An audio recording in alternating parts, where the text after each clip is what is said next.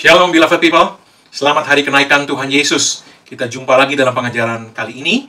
Mari buka Alkitab kita dari Kisah Rasul 1 ayat 8-11.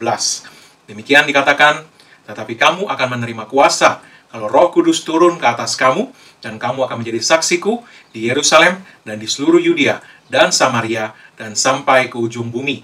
Sesudah ia mengatakan demikian, terangkatlah ia disaksikan oleh mereka, dan awan menutupnya dari pandangan mereka. Ketika mereka sedang menatap ke langit waktu ia naik itu, tiba-tiba berdirilah dua orang yang berpakaian putih dekat mereka, dan berkata kepada mereka, "Hai orang-orang Galilea, mengapakah kamu berdiri melihat ke langit?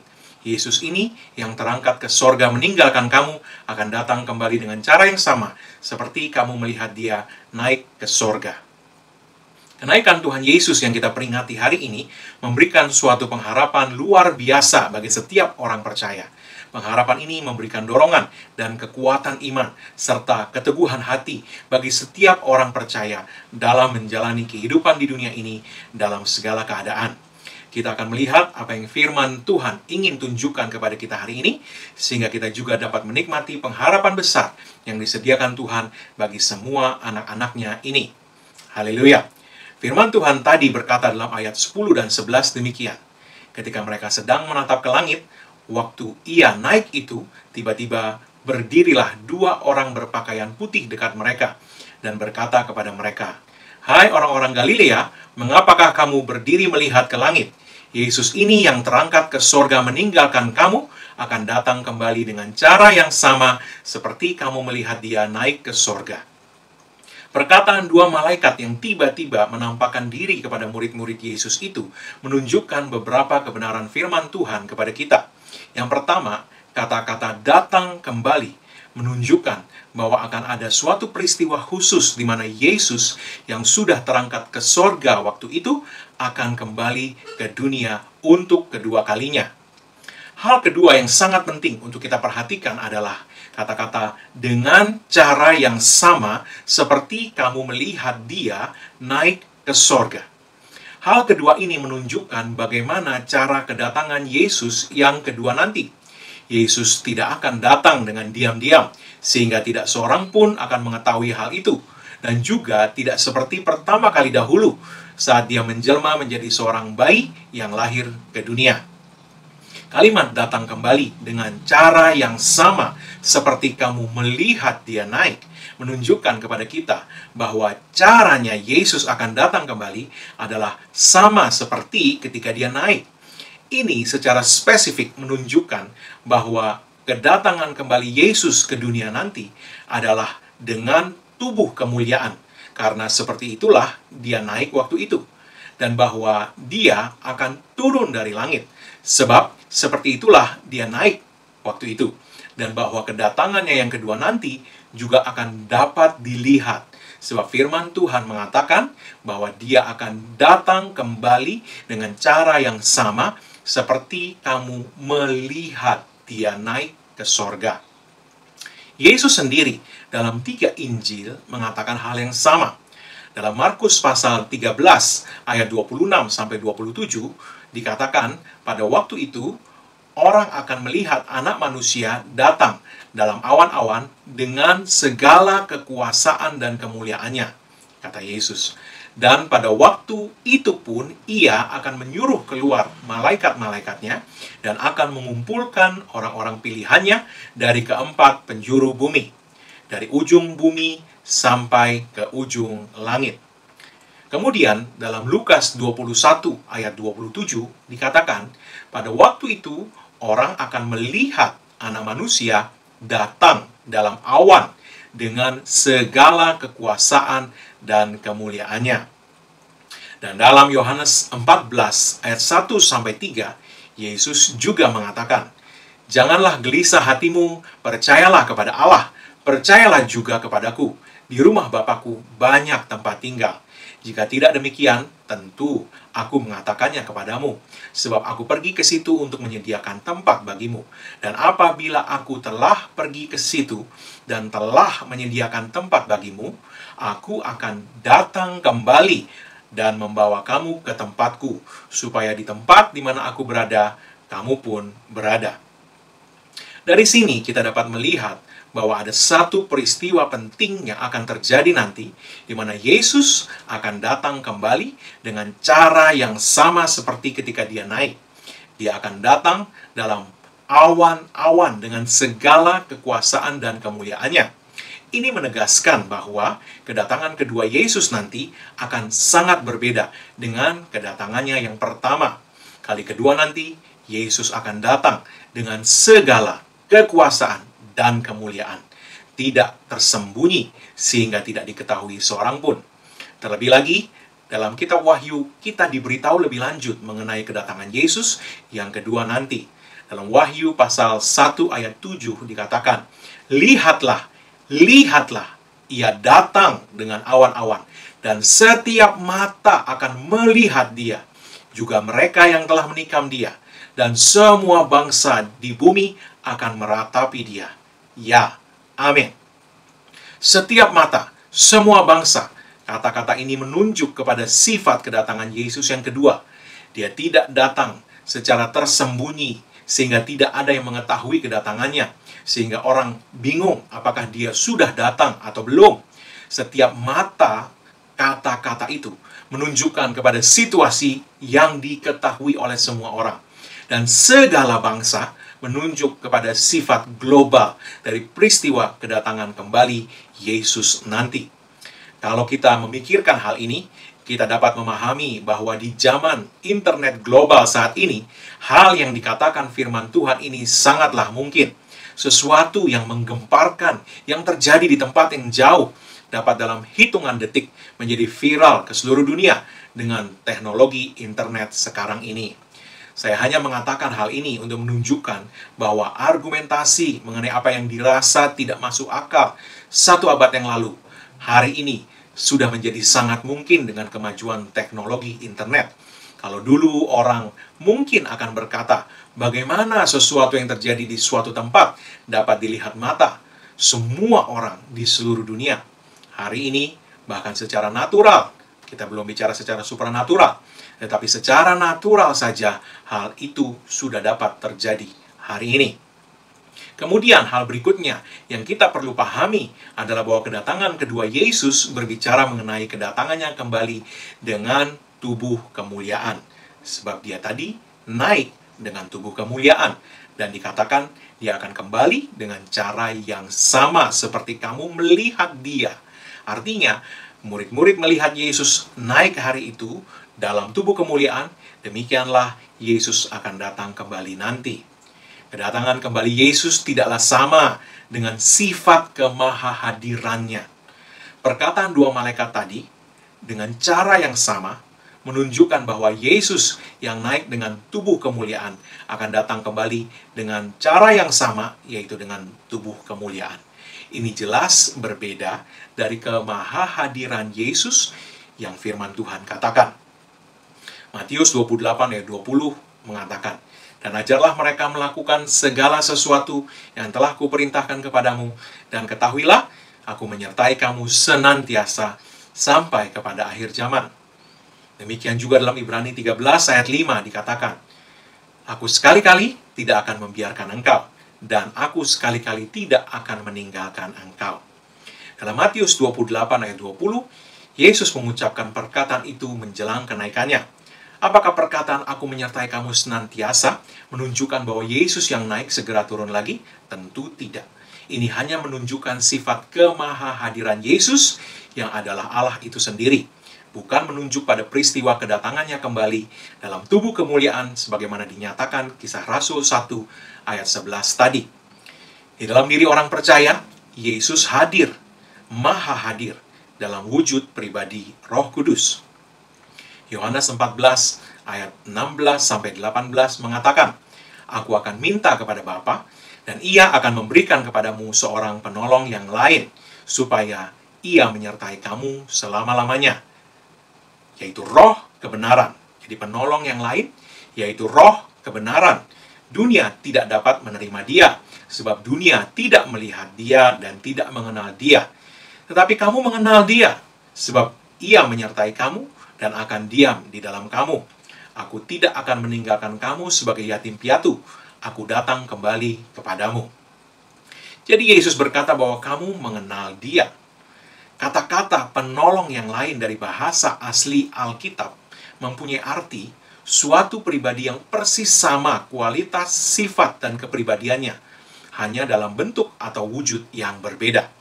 Itu sebabnya dalam ayat 18 tadi, Yesus berkata, "Aku tidak akan meninggalkan kamu sebagai yatim piatu.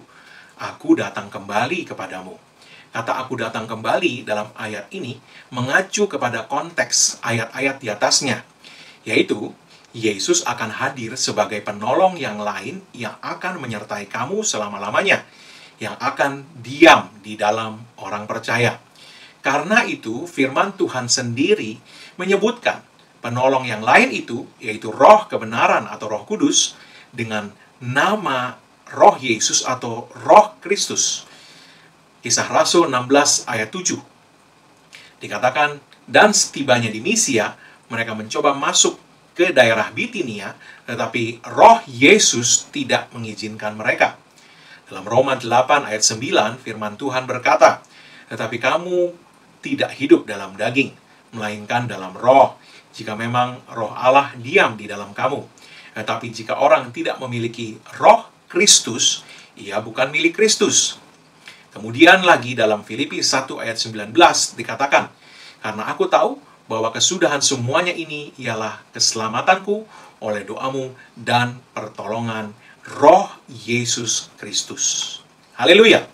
Jadi, Bapak Ibu Saudara yang dikasihi Tuhan, firman Tuhan menyebutkan bahwa penolong yang lain, yaitu Roh kebenaran atau Roh Kudus itu, memiliki nama-nama sebutan lain sebagai Roh Yesus atau Roh Kristus atau Roh Yesus Kristus. Kehadiran Yesus dalam Roh Kudus yang tinggal di dalam diri orang percaya inilah yang dikatakan Yesus dalam Yohanes 14 ayat 16 sampai 18 tadi sebagai, "Aku tidak akan meninggalkan kamu sebagai yatim piatu. Aku datang kembali kepadamu." Yesus yang terangkat ke sorga dalam tubuh kemuliaan datang kembali untuk menyertai murid-muridnya, orang-orang yang percaya kepadanya dalam wujud Roh kebenaran, Roh Kudus yang juga disebut oleh firman Tuhan sebagai Roh Yesus Kristus. Bapak Ibu Saudara yang dikasihi Tuhan, penyertaan Yesus dalam Roh Kudus ini adalah penyertaan yang dikatakan Yohanes tadi sebagai menyertai kamu selama-lamanya. Kita semua orang percaya menikmati hal ini. Kembali kepada Yohanes 14 ayat 1 sampai 3 tadi. Yesus mengatakan, "Janganlah gelisah hatimu, percayalah kepada Allah dan percayalah juga kepadaku. Di rumah Bapa-Ku banyak tempat tinggal. Jika tidak demikian, tentu aku mengatakannya kepadamu, sebab aku pergi ke situ untuk menyediakan tempat bagimu. Dan apabila aku telah pergi ke situ dan telah menyediakan tempat bagimu, aku akan datang kembali dan membawa kamu ke tempatku, supaya di tempat di mana aku berada, kamu pun berada." Di sini, Yesus jelas menunjukkan situasi di mana murid-murid akan ada di tempat yang berbeda dengan Yesus untuk suatu periode waktu tertentu. "Di rumah Bapa-Ku banyak tempat tinggal. Jika tidak demikian, tentu aku mengatakannya kepadamu, sebab aku pergi ke situ untuk menyediakan tempat bagimu. Dan apabila aku telah pergi ke situ dan telah menyediakan tempat bagimu, aku akan datang kembali dan membawa kamu ke tempatku, supaya di tempat di mana aku berada, kamu pun berada." Jadi kita melihat bahwa ini berbicara tentang sesuatu yang bukan kemahahadiran Yesus. Ketika berbicara tentang kemahahadirannya, Yesus selalu menyertai kita senantiasa. Di dalam pribadi Roh Kudus yang tinggal di dalam kita, Dia terus menyertai kita senantiasa. Akan tetapi di sini kita melihat bahwa Dia pergi untuk menyediakan tempat bagi kita dan baru akan datang kembali saat Dia telah menyelesaikan tempat yang Dia sediakan bagi kita. Selesai menyediakan tempat, baru Dia datang kembali. Sehingga di tempat di mana aku berada, kamu pun berada, kata Yesus.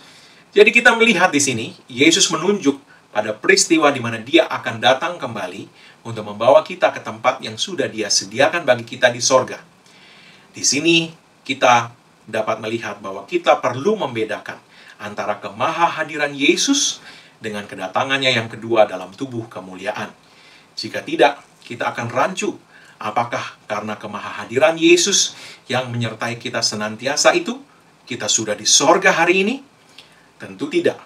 Kita masih di dunia, dan Yesus sendiri menyatakan adanya suatu periode di mana Dia sedang menyediakan tempat bagi kita.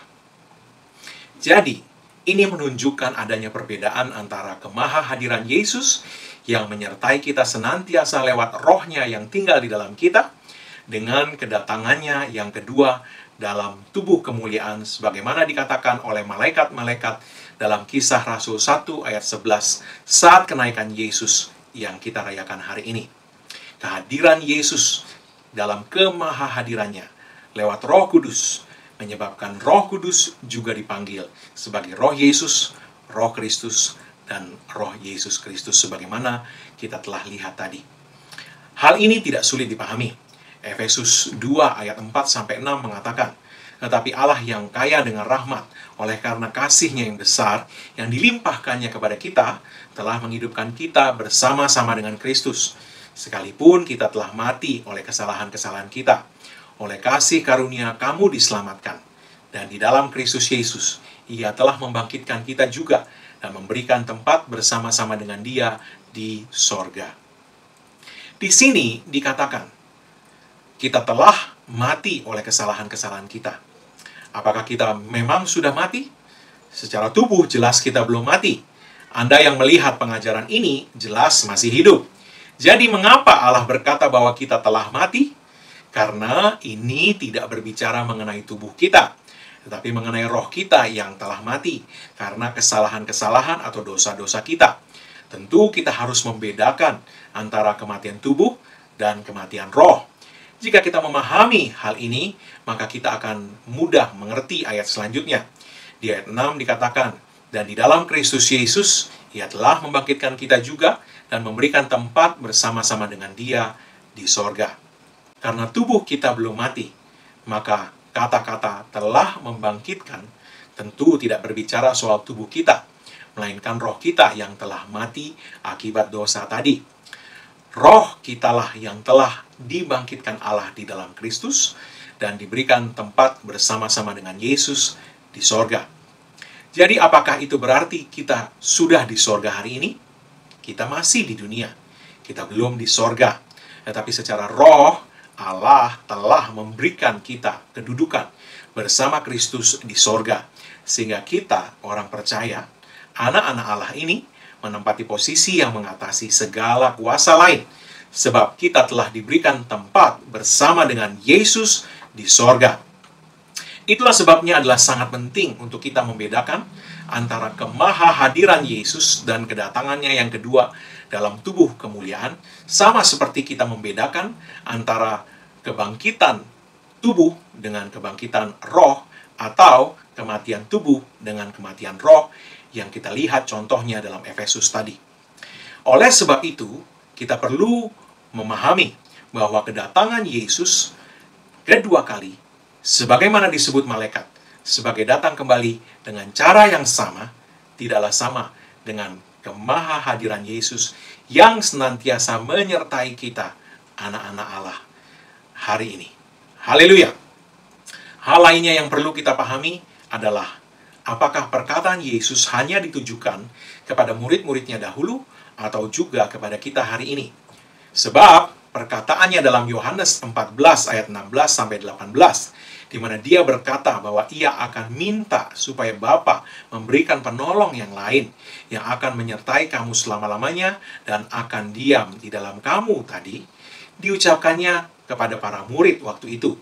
Demikian juga dengan perkataannya dalam Yohanes 14 ayat 1-3, di mana Dia akan menyediakan tempat bagi kamu dan kemudian akan kembali dan menjemput kita supaya di tempat di mana Dia berada, kita pun berada.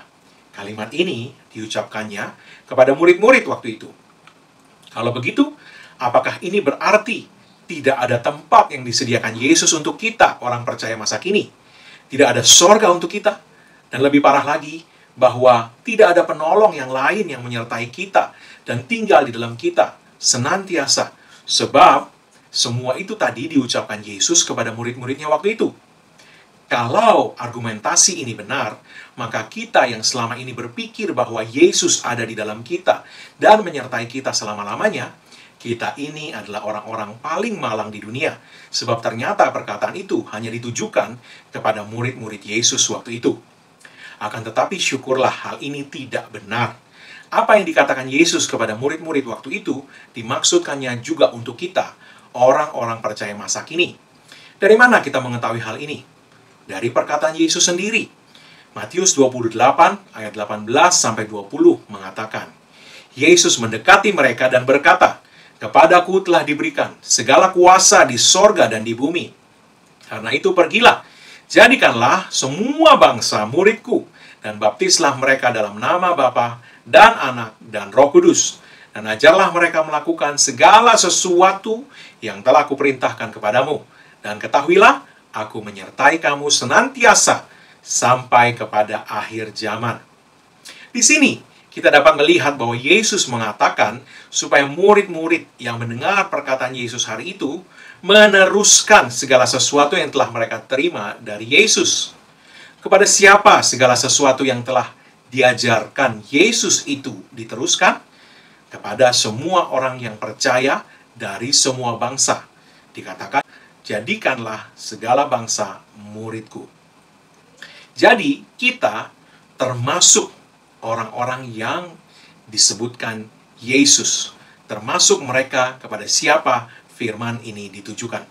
Tentunya dengan memahami hal ini, kita tidak perlu lagi bingung dan mengatakan bahwa yang disertai Yesus senantiasa sampai akhir zaman, sebagaimana yang diucapkan Yesus di ayat 20, hanyalah murid-murid yang mendengar perkataan ini waktu itu.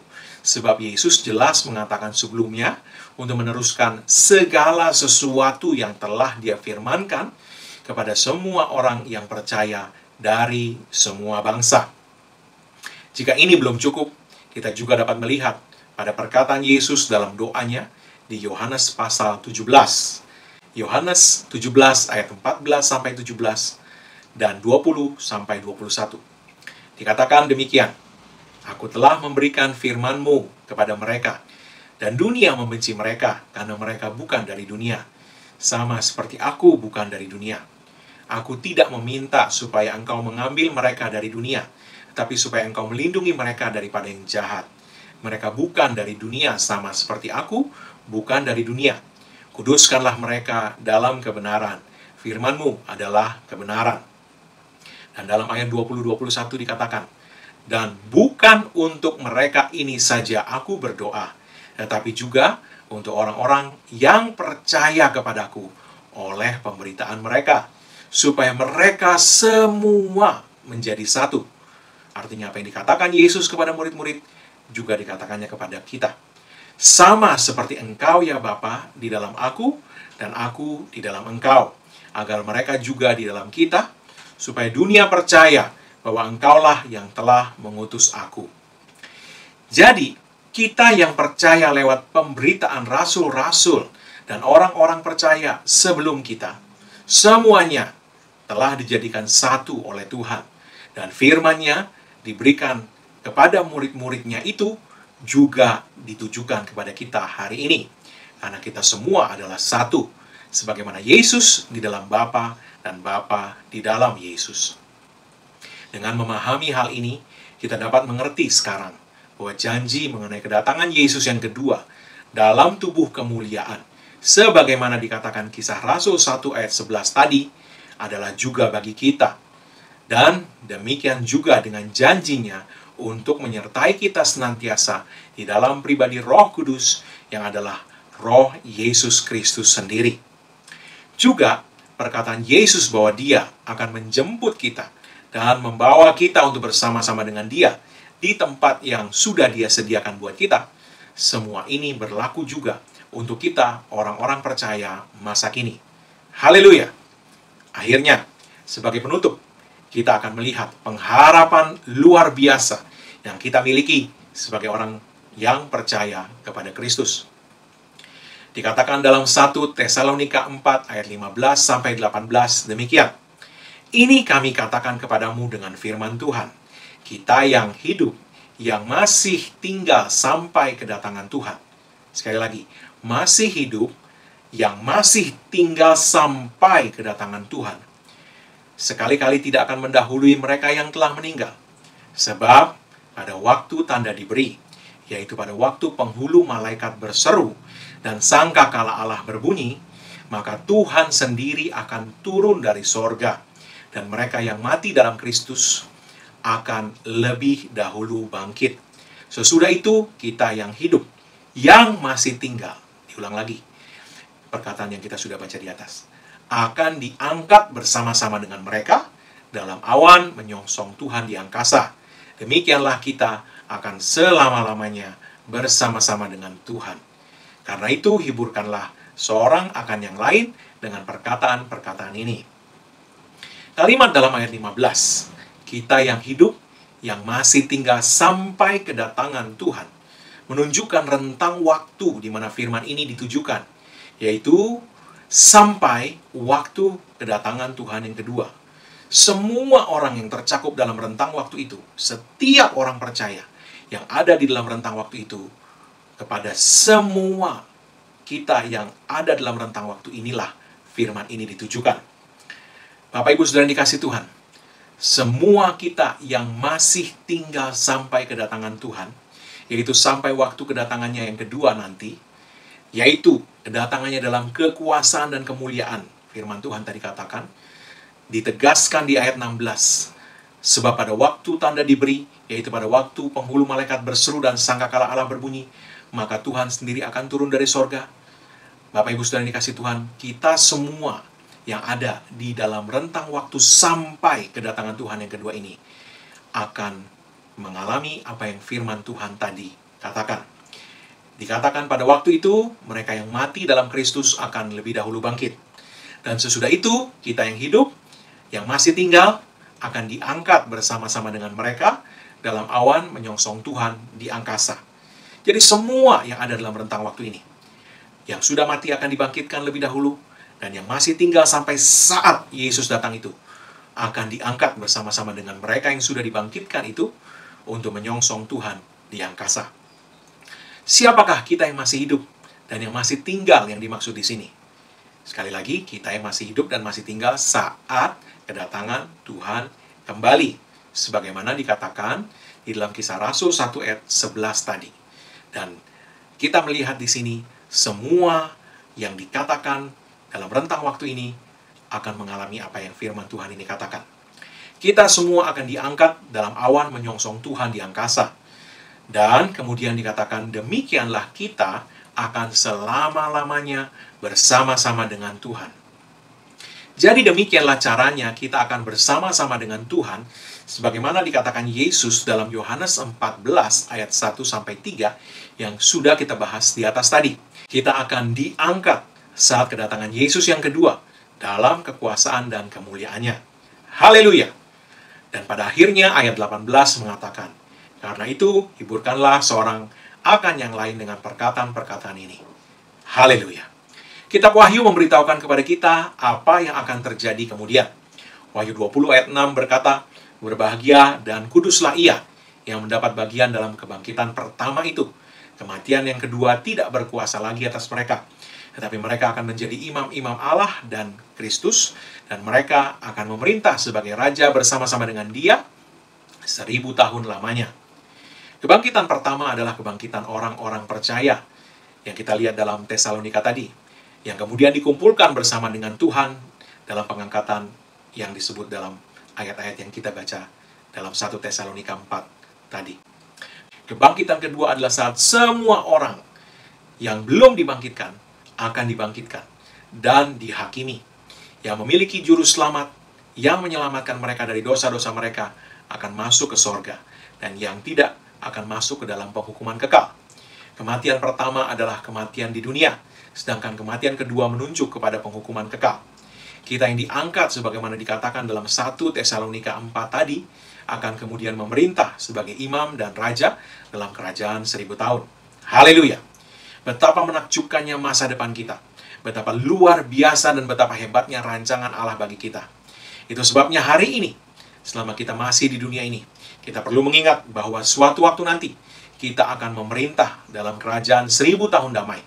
Hari ini adalah saat-saat kita berlatih untuk memerintah di dalam nama Yesus, atas segala kuasa-kuasa kegelapan, atas semua kuasa yang mengerjakan rencana jahat iblis.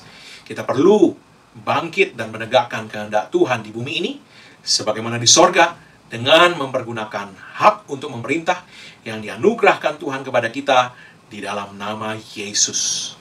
Datanglah kerajaanmu, jadilah kehendakmu di bumi seperti di sorga. Perlu kita praktekkan dalam hidup kita sehari-hari dengan mempergunakan otoritas kita di dalam nama Yesus. Sehingga kita dapat menikmati shalom, nothing missing, nothing broken, dalam hari-hari kita ke depan. Dan lewat hari kenaikan Yesus yang kita rayakan hari ini, kita memahami sekarang, kita memiliki pengharapan yang luar biasa. Karena tidak lama lagi, Yesus Kristus akan datang kembali dengan cara yang sama seperti waktu dia naik ke sorga dan menjemput kita. Sehingga kita akan selama-lamanya bersama dengan Tuhan. Haleluya. Amin.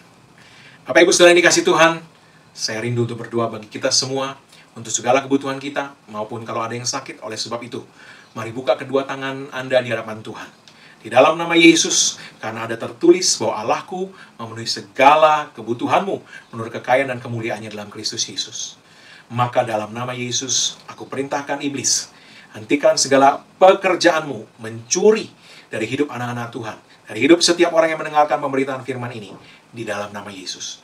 Dan dalam nama Yesus, malaikat Tuhan, pastikan bahwa suplai supranatural sorga sampai kepada setiap orang yang mendengarkan pemberitaan firman iman ini. Dan bagi Anda yang sakit, angkat sekali lagi kedua tanganmu dalam nama Yesus. Oleh bilur-bilur Yesus kamu sudah sembuh. Ada tertulis demikian. Oleh sebab itu iblis, angkat segala gejala yang kamu coba tunjukkan pada tubuh setiap orang yang mendengarkan pemberitaan firman iman ini. Dalam nama Yesus, menyingkir daripada mereka. Dan dalam nama Yesus, aku hancurkan kuasa sakit penyakit, kelemahan tubuh, dari hidup setiap orang yang mendengarkan pemberitaan firman ini. Dan dalam nama Yesus, aku perkatakan kesehatan ilahi yang sempurna, kesembuhan ilahi, dan pemulihan sempurna dalam nama Yesus. Haleluya. Bapak Ibu Saudara dikasih Tuhan, jika Anda memiliki permohonan doa atau kesaksian yang Anda ingin sampaikan untuk memperoleh dukungan doa atau untuk memberkati banyak orang, kirimkan ke alamat email yang ada di layar Anda. Kami akan mendukung Anda dalam doa, dan kesaksian Anda akan menjadi berkat bagi banyak orang. Haleluya. Mari sekali lagi angkat kedua tanganmu di hadapan Tuhan. Sekali lagi, terimalah berkat dari Tuhan. Karena apa yang Yesus Kristus telah kerjakan bagi kita di kayu salib, karena curahan darahnya, karena penebusannya sempurna, maka sekarang tidak ada lagi penghukuman bagi setiap orang yang ada dalam Kristus Yesus. Engkau telah ditebus, harganya telah dibayar lunas. Oleh sebab itu, setiap kutuk tidak berlaku lagi dalam hidupmu. Yang ada hanyalah berkat Tuhan, tercurah berlimpah-limpah memberkati engkau dalam segala hal. Oleh berkat Tuhan itu, engkau naik terus tidak turun, engkau jadi kepala bukan ekor, dan apa yang disentuh tanganmu dibuat Tuhan berhasil. Dengan panjang umur, Tuhan mengenyangkan engkau, dan Tuhan memperlihatkan kepadamu keselamatan yang daripadanya. Umurmu minimal 120 tahun, dan dipenuhi dengan hari-hari yang baik dari Tuhan.